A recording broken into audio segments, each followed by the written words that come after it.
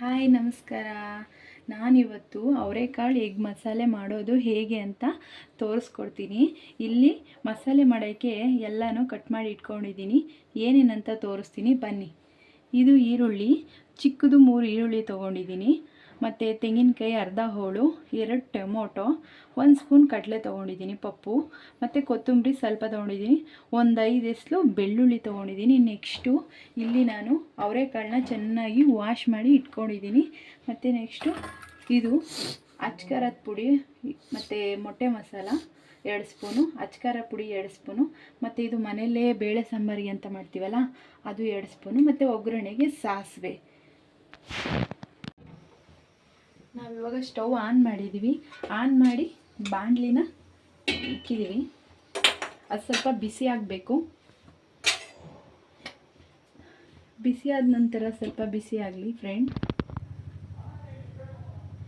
ಇವು ಬಾಣಲಿ ಕಾದಿದೆ, ಬಿಸಿಯಾಗಿದೆ. ಇದಕ್ಕೆ 2 ಸ್ಪೂನ್ ಎಣ್ಣೆ ಹಾಕ್ತಾಯಿದ್ದೀನಿ. ಸನ್ಪ್ಯೂರ್ ಆಯಿಲ್ ಸ್ವಲ್ಪ ಬಿಸಿಯಾದ ನಂತರ ಇದಕ್ಕೆ ಒಗ್ಗರಣೆಗೆ ಸಾಸಿವೆ ಹಾಕ್ತಾಯಿದ್ದೀನಿ. ಇದು ಚಟಪಟ ಚಟಪಟ ಅಂತಿದೆ. ನೆಕ್ಸ್ಟು ಇದಕ್ಕೆ ನಾವು ಕ್ಲೀನ್ ಮಾಡ್ಕೊಂಡಿರೋಂಥ ಅವರೆಕಾಳನ್ನ ಹಾಕೋತಾ ಇದ್ದೀನಿ. ಕ್ಲೀನ್ ಮಾಡಿ ವಾಶ್ ಮಾಡಿರೋಂಥ ಅವರೆಕಾಳನ್ನ ಇದರಲ್ಲಿ ಹಾಕೋತಾ ಇದ್ದೀನಿ.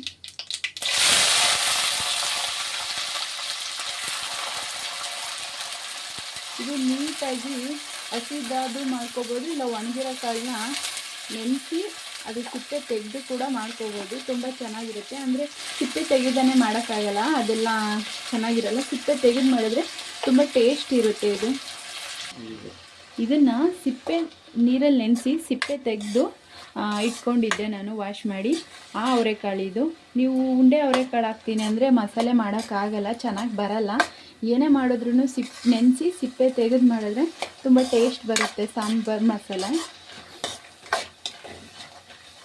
ಸ್ವಲ್ಪ ಯಾಕೆ ಈ ಥರ ಮಾಡ್ತಾಯಿದ್ದೀವಿ ಅಂದರೆ ಹಸಿ ವಾಸನೆ ಹೋಗಬೇಕು. ಅದು ಹಸಿ ವಾಸನೆ ಅವರೆಕಾಳಲ್ಲಿ ಮಾಮೂಲಿ ಒಂಥರ ಹಸಿ ಸ್ಮೆಲ್ ಇರುತ್ತಲ್ಲ, ಅದು ಹೋಗಬೇಕು. ಅದಕ್ಕೆ ನಾನು ಸ್ವಲ್ಪ ಹಸಿ ವಾಸನೆ ಹೋಗಲಿ ಅಂತ ಲೈಟಾಗಿ ಉಪ್ಪು ಹಾಕ್ತಾಯಿದ್ದೀನಿ. ಜಾಸ್ತಿ ಏನು ಹಾಕೋಕ್ಕೆ ಹೋಗಲ್ಲ, ಸ್ವಲ್ಪ ಹಾಕ್ತೀನಿ. ಇದು ಹಂಗೆ ಫ್ರೈ ಆಗ್ತಾ ಇರಲಿ. ನೆಕ್ಸ್ಟು ನಾವು ರುಬ್ಕೊಳಕ್ಕೆ ಹೋಗೋಣ. ನಾನು ಹಾಕಿ ರುಬ್ಬೋಣ. ಕಟ್ ಮಾಡಿ ಇಟ್ಕೊಂಡಿರೋಂಥ ಮಸಾಲೆಗಳೆಲ್ಲ ಹಾಕಿ ಮಿಕ್ಸಿ ಜಾರಿಗೆ ಹಾಕಿ ರುಬ್ಬೋಣ.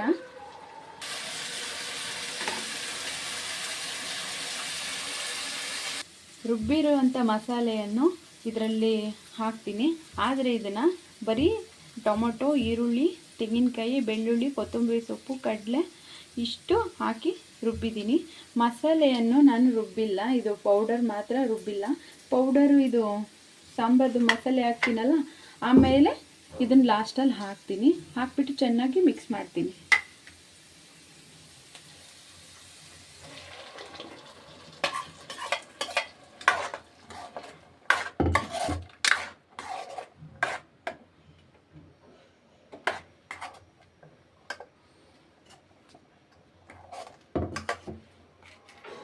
ಮಸಾಲೆ ಎಲ್ಲ ಮಿಕ್ಸ್ ಆಯ್ತಲ್ಲ, ಆವಾಗ ನಾನು ಈ 3 ಮಸಾಲೆಗಳನ್ನು ಇದರಲ್ಲಿ ಹಾಕ್ತೀನಿ.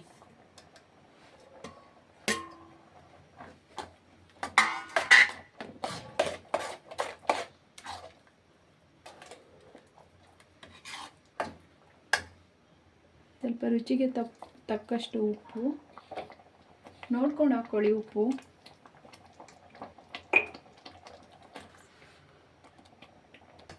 ಇಲ್ಲಿ ಅಳತೆ ಪ್ರಮಾಣದಲ್ಲಿ ನಾನು ನೀರನ್ನ ತೊಗೊಂಡಿದ್ದೀನಿ. ಯಾವ ಮಿಕ್ಸಿ ಜಾರಲ್ಲಿ ರುಬ್ಬಿದ್ದೀನೋ ಅದ್ರ ತುಂಬ ಒಂದೂವರೆ ನೀರು ಹಾಕ್ತೀನಿ ಆ ಜಾರಿಂದ.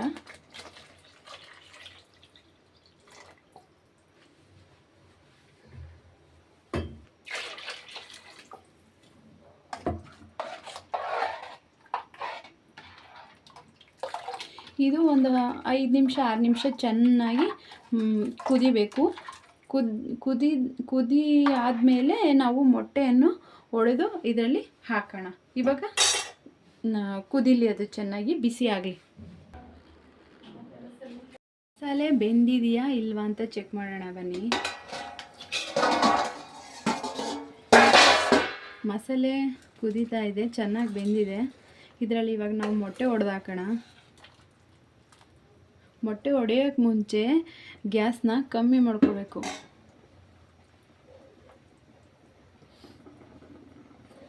ಇವಾಗ ಮೊಟ್ಟೆನ ನಿಧಾನಕ್ಕೆ ಹೊಡೆದಾಕೋಣ.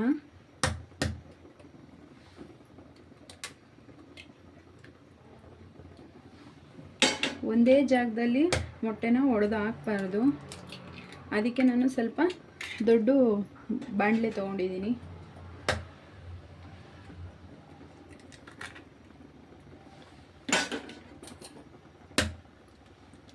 ಮೊಟ್ಟೆ ಹಿಂಗೆ ಹಾಕಿದ ತಕ್ಷಣ ಮೊಟ್ಟೆನ ತಿರುಗಿಸ್ಬಾರ್ದು. ಯಾಕೆಂದರೆ ಫುಲ್ಲು ಹಾಕಿರೋ ಮೊಟ್ಟೆ ಎಲ್ಲ ಫುಲ್ಲು ಮಿಕ್ಸಾಗಿ ಒಡೆದೋದಂಗೆ ಆಗಿಬಿಡುತ್ತೆ. ಮೊಟ್ಟೆ ಹಾಕಾದ್ಮೇಲೆ ಅದನ್ನು ಬಾಣಲಿ ಮೇಲೆ ಏನಾದರೂ ಮುಚ್ಚಿ ಅದನ್ನು ಹಾಗೆ ಬಿಡಬೇಕು. ಒಂದು 2 ನಿಮಿಷ ಬಿಟ್ಟರೆ ಸಾಕು, ಅದಾಗಿರುತ್ತೆ. ಇವಾಗ ಮುಚ್ಚೋಣ 2 ನಿಮಿಷ. ಮೊಟ್ಟೆ ಹಾಕಿದ ನಂತರ ಹಿಂಗೆ ತಿರುಗಬಾರ್ದು, ಸೌಟು ಹಾಕಿ ಹಿಂಗೆ ತಿರುಗಬಾರ್ದು. ಯಾಕೆಂದರೆ ಹಾಕಿರೋ ಮೊಟ್ಟೆ ಎಲ್ಲ ಒಡೆದೋಗುತ್ತೆ. ಒಂದು 2 ನಿಮಿಷ ಹಾಗೆ ಮುಚ್ಚಿ ಬಿಡಬೇಕು. 2 ನಿಮಿಷ, 1 ನಿಮಿಷ, 1.5 ನಿಮಿಷ ಸಾಕು. ಕಮ್ಮಿ ಉರಿಲಿ ಮೊಟ್ಟೆ ನಿಧಾನಕ್ಕೆ ಬಾಯ್ಲ್ ಆಗುತ್ತೆ. ಅಂದರೆ ಮಾಡು ವಿಡಿಯೋ. 2 ನಿಮಿಷ ಆದಮೇಲೆ ಹೇಗಾಗಿದೆ ಬನ್ನಿ ನೋಡೋಣ ಮಸಾಲೆ. ವಾವ್, ತುಂಬ ಚೆನ್ನಾಗಿ ಎಗ್ಗೆಲ್ಲ ಮೊಟ್ಟೆ ಎಲ್ಲ ಬೆಂದಿದೆ. ನೋಡಿ ಹೇಗೆ ಬರ್ತಿದೆ ಅಂತ ಗೊತ್ತಾಗ್ತಿದೆ, ನೋಡ್ತಿದ್ದೀರಲ್ಲ ನೀವು. ನೋಡಿ ಮೊಟ್ಟೆ ಅದಕ್ಕೆ ಹೇಳಿದ್ದು ನಾನು ಆವಾಗಲೇ, ಮೊಟ್ಟೆ ಹಾಕಿದ ತಕ್ಷಣ ಇದು ಮಾಡೋಕ್ಕೆ ಹೋಗ್ಬಿಡಿ, ಮೊಟ್ಟೆ ಒಡೆದೋಗ್ಬಿಡುತ್ತೆ ಕಲಸಿದ್ರೆ ಅಂತ. ಈ ಥರ ಬರಬೇಕು ಮೊಟ್ಟೆ. ತುಂಬ ಚೆನ್ನಾಗಿ ಬಂದಿದೆ ಗ್ರೇವಿ. ನೋಡಿ ಅವರೆಕಾಳು ಮೊಟ್ಟೆ ಮಸಾಲೆ ಹೇಗೆ ಬಂದಿದೆ ಅಂತ. ತುಂಬ ಚೆನ್ನಾಗಿದೆ, ತುಂಬ ರುಚಿಯಾಗಿದೆ. ನೀವು ಒಂದ್ಸರಿ ಟ್ರೈ ಮಾಡಿ. ನಿಮ್ಮ ಮನೇಲೂ ಕೂಡ ಒಂದ್ಸರಿ ಟ್ರೈ ಮಾಡಿ. ಮುದ್ದೆ, ಅನ್ನ, ಚಪಾತಿ, ಪರೋಟ ಇದಕ್ಕೆಲ್ಲ ಸೂಪರ್ ಕಾಂಬಿನೇಷನ್. ನೀವೊಂದ್ಸರಿ ಟ್ರೈ ಮಾಡಿ, ಮಾಡ್ಕೊಳ್ಳಿ, ತಿನ್ಕೊಳ್ಳಿ. ಬಾಯ್ ಬಾಯ್.